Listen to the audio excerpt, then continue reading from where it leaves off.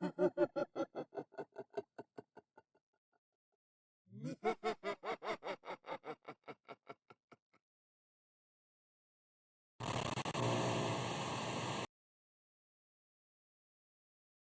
felt like a step forward.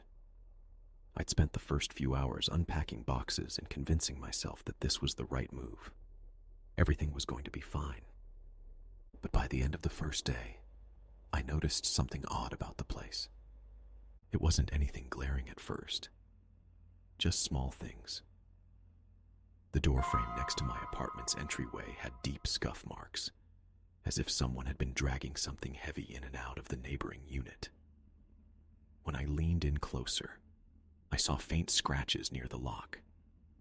It looked like someone had tried, and failed, to pick it. The unit, according to the leasing agent, had been vacant for months. I brushed it off.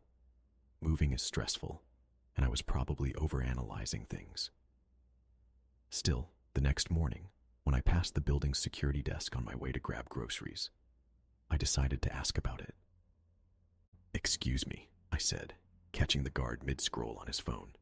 His name tag read, Dave. He looked up, startled, like he hadn't expected anyone to actually speak to him. "Do you know what's going on with the apartment next to mine? Unit 908? Dave blinked, his casual demeanor stiffening just slightly. "What about it?" "I thought it was empty, but..." I hesitated. Saying the scratches on the door out loud felt ridiculous. "I keep hearing noises, like furniture moving or something." He waved a hand, his chuckle forced. "It's an old building. Pipes creak, walls settle, that kind of thing." "But..." I started, but he cut me off. "It's nothing. Trust me. That unit's been locked up for months. Nobody's in there." He turned his attention back to his phone, clearly signaling the end of the conversation. But as I walked away, I couldn't shake the impression that he'd been relieved to end it. That night, the noises started again. At first, it was just faint tapping, like someone knocking lightly against the wall. I told myself it was the heating system kicking on, though the sound didn't have the predictable rhythm of machinery. Then came the creaks, slow and deliberate, as if weight was being shifted across the floorboards next door. I turned up the TV volume, trying to drown it out, but the noises only grew louder. My heart raced as a low scraping sound began, like furniture being dragged across the floor. I stared at the wall separating my apartment from 908, dread pooling in my stomach. It was just me here, alone. I stood frozen in the middle of the living room, gripping my phone. "Call the security desk," I told myself. "Let Dave come check it out." But another thought crept in, chilling me. What if someone really was inside the unit? What if they could hear me? The scraping stopped abruptly. The silence was suffocating, thick with a tension that made my breath catch. I stepped closer to the wall, barely aware that I was holding my breath. And then I heard it. A single sound that cut through the stillness like a blade. A whisper, low, muffled, and unintelligible, but unmistakably human. I stumbled back, panic surging. My phone slipped from my hand, clattering onto the floor. Before I could think, before I could move, there was a knock at my front door. I stared at the door, my heart hammering so hard it felt like it might bruise my ribs. The knock had been soft, deliberate. Not the kind of knock someone gives when they're lost or in a hurry. It was a tap, just loud enough to make itself known. I picked up my phone with trembling hands, fumbling to unlock it. Call someone, anyone. But before I could even dial, there was another knock. 2 sharp taps this time. I forced myself to breathe and approached the door slowly, pressing my eye to the peephole. The hallway was empty. No one was there. My stomach turned as I backed away, the silence now louder than any noise. I felt ridiculous for letting fear get to me like this. But that whisper, that knock, it wasn't just the building settling. I needed answers. Grabbing my keys, I stepped out into the hall. It was eerily quiet, the air stale, the faint hum of the elevator somewhere in the distance. I turned to face the door of 908. It loomed there, scratched and scuffed, the worn brass numbers dull in the dim light. Before I could lose my nerve, I raised my hand and knocked on it. Just once. Nothing. I leaned closer, listening. Was that movement? A shuffling sound, soft and quick, coming from the other side. I stepped back instinctively, my pulse racing, and nearly screamed when someone spoke behind me. "You shouldn't do that!" I spun around to see Dave, the security guard, standing a few feet away. His face was pale, and he looked even more nervous than he had earlier. "What are you doing up here?" I asked, my voice sharp with adrenaline. "I thought you said no one was in there." I did. He glanced at the door, his expression tight. "And I meant it." "Then what's going on?" I demanded. "I'm not imagining this. I've been hearing things. Furniture moving, whispers. Someone knocked on my door." Dave hesitated, rubbing the back of his neck. "Look, I don't know what you think is happening, but that unit's been sealed for a reason. The last tenant, they were, troubled." "Troubled?" I repeated, my frustration boiling over. "What does that even mean?" He sighed, glancing around as if worried someone might overhear. "Fine. You want the truth? The guy who lived there, he was paranoid, always filing complaints about hearing things, seeing things. We thought it was just, mental health stuff. But then he just disappeared, left all his stuff behind. No forwarding address, nothing. We had to clear it out ourselves." I felt a cold weight settle in my chest. "So you're saying this is some kind of ghost story?" "No, I'm saying..." He trailed off, eyes darting back to the door of 908. "I'm saying we don't go in there. Maintenance hasn't touched it since he left. The noises? I don't know what they are. I don't want to know."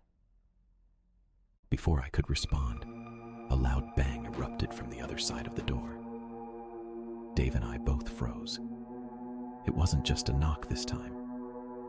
It sounded like something heavy had slammed against the inside of the door. I took a step back, my instincts screaming at me to run. What the hell was that? Dave's face was ashen. "I told you! Don't mess with it!" But I couldn't leave it alone. My hand moved almost without thinking, gripping the handle of the door. It was locked, of course, but the metal felt cold under my palm, colder than it should have been. "Don't!" Dave said again, his voice trembling now. "Whatever's in there, you don't want to let it out." I dropped my hand, backing away. The banging stopped, and for a moment, the silence was absolute. But as I turned to retreat to my own apartment, I caught something out of the corner of my eye. A flicker of movement through the peephole of 908. Something, or someone, was watching us. It had been 2 weeks since that night. 2 weeks of uneasy silence. The noises from 908 stopped completely after Dave and I left the hallway, and as much as I hated to admit it, I hadn't felt brave enough to bring it up with anyone since. Dave kept his distance too. Whenever I passed the security desk, he barely looked up.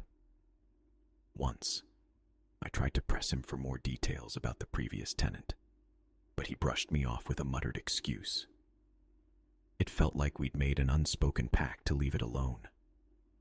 But something still felt off. Every time I walked past 908, I swore I felt a faint draft, like the door didn't quite seal right. It shouldn't have mattered. There were no more noises, no whispers, but the uneasy weight in my chest refused to go away. Then, last night, I found something. I'd been cleaning out my closet, sorting through the leftover boxes from the move, when I came across an envelope I didn't recognize. It wasn't mine. No address, no markings. But it had been tucked neatly between my lease paperwork. I opened it, expecting to find some forgotten receipt or misplaced document. Instead, I pulled out a single photograph.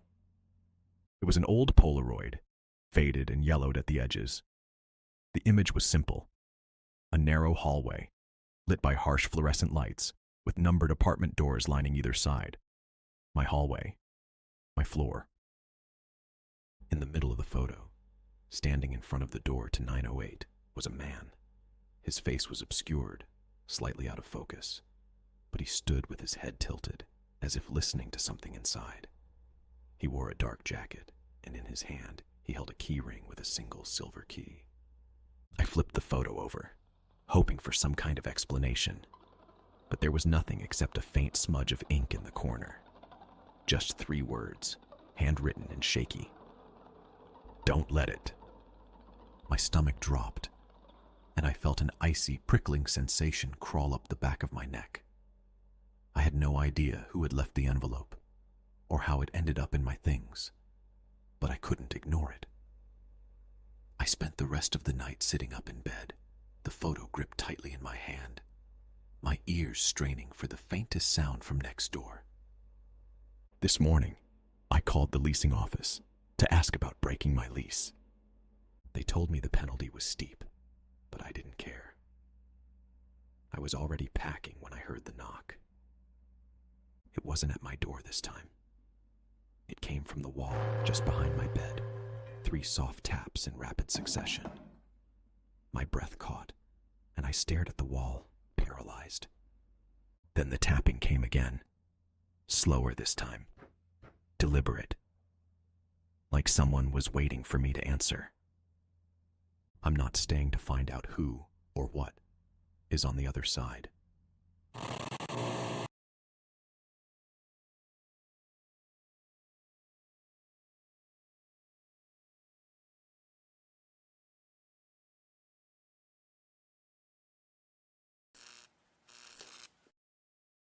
I never thought I'd miss the noise. The constant hum of traffic, the muffled sounds of people arguing in apartments across paper-thin walls. Those things used to drive me insane. But now, sitting alone in this brand new house with nothing but the creaks and groans of empty, unfinished homes around me, I'd give anything for a car horn or a distant, drunken laugh. Adam was working late again. He promised it wouldn't be like this forever. "Just a couple of weeks while I get up to speed," he said. But I was starting to feel the weight of those lonely evenings. The housing development was nearly deserted at night. Most of the houses were still being built, and the ones that were finished were empty. Ours was one of the few completed and occupied, but even then, the walls felt bare and hollow, like they hadn't been lived in long enough to feel like home. It was around 9 p.m. when I first noticed the flickering. I'd been curled up on the couch, half watching some crime show and half scrolling on my phone, when a faint, rhythmic pulse of light caught my attention through the sheer curtains. At first, I thought it was lightning. Maybe a storm was rolling in. But the sky outside was clear and still. The lights were coming from one of the half-finished houses across the street. I stood at the window, watching. The light wasn't steady like a floodlight or security lamp. It blinked on and off, in short, deliberate bursts. A shiver ran down my spine, though I couldn't explain why. Maybe it was the way the light seemed to pulse with a purpose, like it wasn't random at all. I told myself it was nothing. Probably some workers testing the wiring. Still, I couldn't shake the unease that crept up my neck as I pulled the curtain closed and sat back down. The light didn't stop. It flickered again, this time brighter, then vanished. I found myself holding my breath, waiting for it to return. When it didn't, I tried to let it go. Adam would call me paranoid for even giving it a second thought. But then I remembered something our next-door neighbor, Linda, had mentioned offhandedly a week ago. This whole place is bad luck, if you ask me. They rushed the development, cut corners. Some of the workers said they'd never seen anything like it. Tools going missing, machines breaking down, spooky stuff, right? One guy said he swore he'd never step foot back here. I'd laughed it off at the time, but now it didn't feel so funny. I glanced back at the window, half expecting to see the light again. Nothing. Just darkness. I told myself to relax, but when I turned back to my phone, a new sound cut through the quiet, a soft, rhythmic tapping. It was coming from the back door. I froze. For a moment, I couldn't move, couldn't think. I strained to listen, and the tapping came again, soft but deliberate. I grabbed my phone and turned on the flashlight, the glow feeling pitifully weak against the shadows that seemed to stretch and pulse in the corners of the room. The back door was locked. I made sure of it when Adam left. Still, I crept toward it, heart pounding so loud it seemed to echo in my ears. My hand shook as I reached for the curtain covering the small window. Slowly, I pulled it aside. No one was there. The relief was short-lived. My gaze was drawn past the back porch to the house across the street. The lights were back, brighter this time. They flickered in rapid bursts like a signal, and I realized with a sinking feeling that they weren't random at all. They were in a pattern, a deliberate, repeating pattern. I took a step back from the window. My phone buzzed in my hand, making me jump, and I let out a shaky laugh when I saw it was just Adam. "Hey," he said when I answered. "You okay? You sound weird." I swallowed hard. "I'm fine. Just tired." I didn't mention the lights or the tapping. He'd just tell me I was imagining things. But as I hung up and locked every door and window I could think of, the unease settled deep in my chest. Something wasn't right about this place, and I wasn't sure I wanted to know what it was. I didn't sleep that night. Even after the lights went out and the house across the street went dark again, the tension in my body wouldn't ease. Every sound seemed louder, sharper. Each creak of the floorboards or whisper of the wind outside felt like a threat. By the time Adam came home around 2 a.m., I was sitting at the kitchen table with a mug of untouched tea, staring at the door like it might open on its own. He took one look at me and frowned. "Kate, what's going on?" I wanted to tell him everything. The lights, the tapping, the feeling that someone was watching. But the words felt silly in the light of day. Instead, I just shook my head and muttered something about being restless. He didn't push, but his worry lingered in the way he hovered around me the next morning before heading back to work. By the time evening rolled around again, I'd almost convinced myself I'd imagined the whole thing. I even went for a walk around the neighborhood, trying to shake off the unease that had settled like a weight on my chest. The rows of unfinished homes felt less menacing in the daylight, their skeleton frames standing stark against the overcast sky. It wasn't until I turned the corner and saw the house across the street that the pit in my stomach returned. There were footprints in the dirt outside the house, fresh ones. They led from the edge of the road to the front door, where they disappeared into the shadows of the unfinished porch. I stood there for a moment, heart pounding, trying to decide what to do. Logic told me to turn around and go home, but curiosity, stupid, dangerous curiosity, pushed me forward. The door was slightly ajar when I got there, creaking softly in the breeze. I peered inside, half expecting to see someone waiting just beyond the threshold. but the house was empty, its skeletal frame stretching out in a maze of exposed beams and unfinished walls. The air was damp and smelled faintly of sawdust, and my footsteps echoed hollowly as I stepped inside. "Hello?"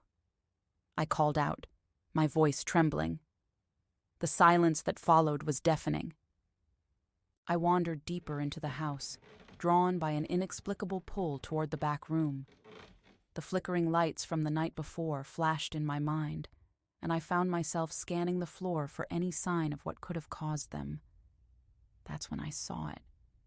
A single light bulb hanging from a makeshift fixture, swinging slightly as though it had just been touched. My breath caught in my throat. I reached up to still it, my fingers brushing against the cool glass. It didn't make sense. The house wasn't wired yet. There was no reason for the light to work at all. Then I noticed the wires. They weren't connected to the walls or the ceiling, but trailed down to the floor, disappearing into a small square hole. A chill ran through me as I crouched to peer into the darkness below. The hole led to a crawl space, and though it was almost completely black, I could see faint, flickering light deep inside. "Kate, what the hell are you doing?" I jumped, hitting my head on the frame above me. Spinning around, I saw Adam standing in the doorway, his face pale with a mixture of confusion and anger. "You scared me!" I snapped, clutching my chest as my heart raced. "What are you doing in here?" he demanded, stepping closer. "You're not supposed to be—" His voice cut off as his eyes landed on the hole. The color drained from his face, and for a moment, he just stood there, staring. "Adam?" I said, my voice barely above a whisper. "What is it?" He didn't answer. Instead, he grabbed my arm and pulled me to my feet. "We need to leave," he said, his voice low and urgent. "What? Why? Adam, what's going on?" But he wouldn't answer. He dragged me out of the house and back across the street, his grip like iron. It wasn't until we were inside our own home, every door and window locked, that he finally turned to me. "There are things about this development I didn't tell you," he admitted, his voice shaking. "Before we moved in, there were incidents, strange ones, people disappearing, workers refusing to come back. They tried to keep it quiet, but I heard rumors. I thought it was just talk, but..." He broke off, running a hand through his hair. "But if what you're saying is true, if the lights are real..." He didn't finish the sentence. He didn't have to. The sound of tapping at the back door said it for him. We both froze. It was the same rhythm as before, deliberate and steady. Adam grabbed a kitchen knife, motioning for me to stay behind him as we crept toward the door. My heart felt like it might burst as he pulled back the curtain. The porch was empty, but across the street, the lights had returned. This time, they weren't just flickering. They were moving, hopping from one unfinished house to the next, getting closer and closer. We didn't stay long after that night. The next morning, Adam called his boss and quit. I didn't ask what he told them. I didn't care. All I wanted was to get as far away from that place as possible. We packed what little we had and left before the sun set, the last rays of daylight casting long shadows over the empty houses. I tried not to look back, but as we pulled out of the driveway, I couldn't help it. The house across the street was quiet, its windows dark and empty. But I knew better. The flickering lights, the strange patterns. They weren't random. They were deliberate. And whatever had been watching us hadn't stopped just because we decided to leave. For weeks after we moved into a cramped apartment in the city, I couldn't shake the feeling of being followed. Every time a light flickered, on the subway, in a store, even at home, I froze, my heart racing as I waited for something to happen. It never did, but the fear stayed, gnawing at the edges of my mind. Adam tried to reassure me, saying it was all in my head. He stopped talking about the development altogether, refusing to even say its name.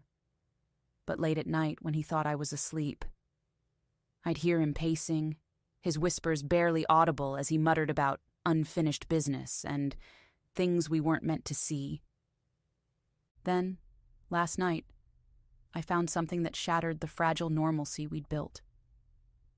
A single sheet of paper slipped under our apartment door, its edges crisp and clean as if it had been placed there moments before. There was no message, no explanation, just a crudely drawn map. A map of the housing development. Our old house was circled in red, but what chilled me to my core was the new circle. It wasn't around any of the houses. It was in the middle of an empty lot, right where Adam and I had seen the lights moving. I showed it to Adam, hoping he'd dismiss it as a prank or some mistake. But when he saw it, his face went pale and he ripped the paper out of my hands. "We're leaving," he said, his voice shaking. "Tonight." We left before dawn, driving until the city was just a blur in the rearview mirror. I didn't ask where we were going, and Adam didn't say. All I know is, no matter how far we run, I can't shake the feeling that we're not alone. The lights found us once, and I'm terrified they'll find us again.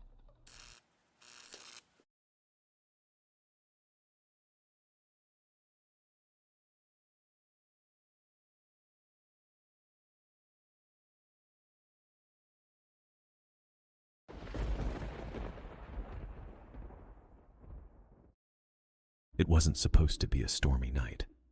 The forecast called for clear skies and a warm breeze. But by the time the sun set, the air felt heavy, pressing, like it knew something I didn't. The storm hit fast, thunder cracking over the neighborhood, like it had been waiting all day to explode. I had just settled in for a quiet evening, a rare chance to have the house to myself. Luna, my golden retriever, lay curled at my feet, her chest rising and falling in a slow, peaceful rhythm. For once, I thought, things felt calm. But then the power cut out. It happened so abruptly that it took me a moment to realize the hum of the refrigerator and the quiet buzz of the hallway light were gone. The living room plunged into shadow, broken only by the occasional flash of lightning outside. Luna stirred, lifting her head and letting out a low, almost inaudible growl. "Easy, girl," I said, reaching down to scratch behind her ears. Her fur was warm, soft, familiar, but she didn't relax. Her gaze fixed on the window, unblinking, and her body tensed under my hand. Another flash of lightning, and I thought I saw something. A shadow, or maybe just a trick of the light. I stood, my heart beating a little faster now, and moved to the window. The rain was coming down in sheets, distorting everything outside. The swing in the backyard creaked as the wind pushed it back and forth, its movement sharp and unnatural in the storm. I closed the curtains. For a while, I told myself it was nothing, just the storm playing tricks. Luna was still restless, pacing the room and occasionally stopping to sniff the air. Her ears flicked back and forth, catching sounds I couldn't hear. I tried turning on my phone, but with no Wi-Fi and spotty cell service, it was practically useless. I flipped through an old book, lit some candles, anything to distract myself. But the unease wouldn't go away. And then I heard it. A faint noise, barely audible over the rain. A scraping sound coming from the back door. I froze, straining to listen. But it stopped almost as quickly as it began. Luna let out a soft bark, her tail stiff, and her eyes darted toward the hallway. "Stay here," I whispered, though I wasn't sure who I was trying to reassure. Her alone. Candle in hand, I crept toward the kitchen, where the back door stood. The scraping sound came again, louder this time, as though something or someone was testing the lock. I stopped breathing for a moment, every muscle in my body on edge. I leaned closer, careful not to make a sound, and peered through the window beside the door. Lightning flashed again, illuminating the backyard for a split second. There was nothing there. But when the light faded and my eyes adjusted to the dark, I noticed something out of place. A muddy footprint just outside the door, leading toward the window where I was standing. I stepped back from the window, my mind racing. The muddy footprint was unmistakable, its edges blurred by the rain, but still sharply defined enough to send a chill up my spine. Someone had been there, maybe still was. Luna growled softly behind me, her usual happy demeanor gone. Her hackles were raised, her body rigid, and her eyes flicked to the door. She heard something. I grabbed my phone again, praying for a signal. Nothing. The storm had isolated me completely. I needed to check the locks. "Stay close, girl," I whispered, though Luna was already pressed to my side, her warmth a small comfort in the cold panic that was settling in. I made my way to the back door, my bare feet sticking slightly to the tile floor. The lock was still engaged. That was good. But it didn't explain the footprints, or why Luna kept growling at nothing. A loud bang made me jump, and Luna barked sharply, spinning toward the front of the house. The sound had come from the porch. My stomach twisted. It could have been the wind throwing something against the door, or it could have been someone trying to get in. I forced myself to move. The hallway felt impossibly long as I crept toward the front door, my hands clammy and trembling. Luna stayed ahead of me, her body low, her growls growing louder with each step. When I reached the door, I leaned against it, straining to hear what was on the other side. Nothing. For a moment, the only sounds were the storm outside and my own shaky breathing. Then, something slid through the mail slot and landed on the floor with a soft thud. My heart nearly stopped. I crouched down, carefully avoiding the slot in case someone was watching from the other side. It was an envelope, plain and soaked from the rain. My name was scrawled across the front in bold, messy letters. My stomach churned as I picked it up, my fingers trembling. Inside was a single piece of paper, the ink smudged but still legible. "You're not alone." The sound of breaking glass shattered the silence. I spun around, my heart pounding in my chest. The noise had come from the kitchen. Luna bolted ahead of me, barking furiously, and I raced after her, my candle nearly blown out by the sudden gust of wind. The kitchen window was shattered, rain pouring in and pooling on the floor. The back door swung open, the lock broken, its frame splintered. Luna's barking grew frantic as she darted into the hallway, her nails skidding on the wet tile. "Luna!" I yelled, chasing after her. My voice cracked, the fear clawing its way out of my throat. I grabbed a knife from the counter as I passed, my grip slippery with sweat. I found her at the foot of the stairs, her body facing the second floor, growling deep and low. There were footsteps above us, slow, deliberate, and heavy. I should have run.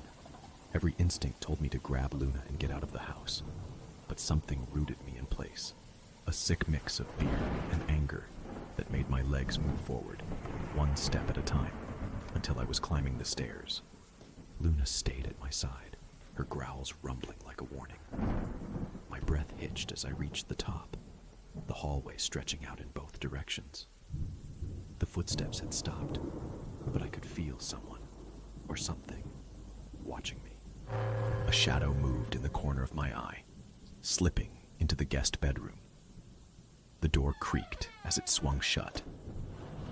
I gripped the knife tighter, my knuckles white, and inched toward the door. My heart was pounding so loud I was sure whoever was inside could hear it. Luna pressed against my leg, her growling turning into whimpers. I reached the door and pushed it open. The room was empty. Just an unmade bed, an old dresser, and a cracked mirror reflecting my own terrified face.